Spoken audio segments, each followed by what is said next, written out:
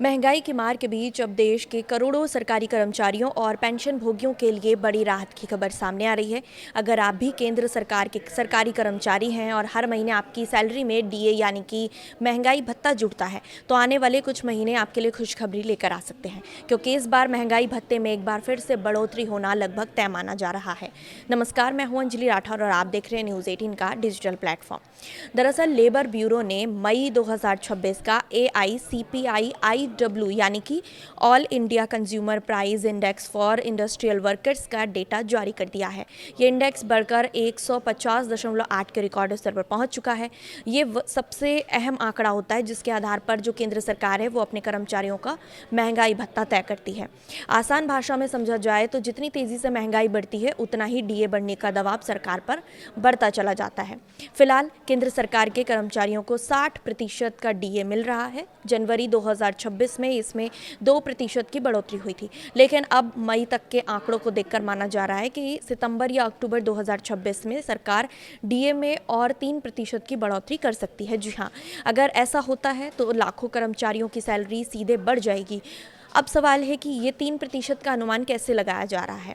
तो पिछले एक साल के AICPI IW आंकड़ों को देखा जाए तो इंडेक्स लगातार ऊपर गया है।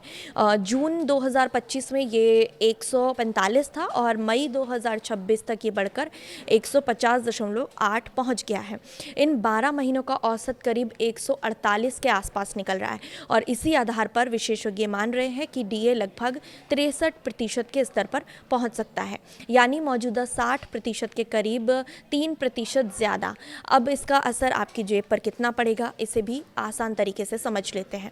मान लीजिए किसी कर्मचारी की बेसिक सैलरी 40,000 रुपये है। अभी 60% के डीए के हिसाब से उसे 24,000 रुपये महंगाई भत्ता मिलता है, यानी कि कुल सैलरी हुई 64,000 रुपये। अगर डीए 63% बढ़ जाता है तो महंगाई भत्ता 25,200 रुपये हो जाएगा, यानी कि हर महीने 1,200 रुपये की सीधी बढ़ोतरी। लेकिन अभी एक बात ये साफ समझ लीजिए कि ये बढ़ोतरी जो है अभी आधिकारिक तौर पर नहीं हुई है। आधिकारिक घोषणा इसकी नहीं हुई है। इसके लिए जून 2026 का AICPI डेटा जो है वो आना बाकी है। लेबर ब्यूरो जुलाई के अंत तक जून का जो डेटा है वो जारी करेगा और उसी के आधार पर वित्त मंत्रालय पूरी गणना करेगा और फिर प्रधानमंत्री की अध्यक्षता में कैबिनेट बैठक होगी जिसमें यह अंतिम फैसला लिया जाएगा कि कितना डीए जो है वो सरकारी कर्मचारियों का बढ़ाना चाहिए। यानी अब उम्मीद मजबूत है, लेकिन आखिरी मोहर जो है वो सरकार की मंजूरी के बाद ही लगेगी। अगर सब कुछ अनुमान के मुताबिक रहता है तो सितंबर या अक्टूबर 2026 तक नया डीए लागू हो सकता है और कर्मचारियों को एरियर का भी फायदा मिल सकता है।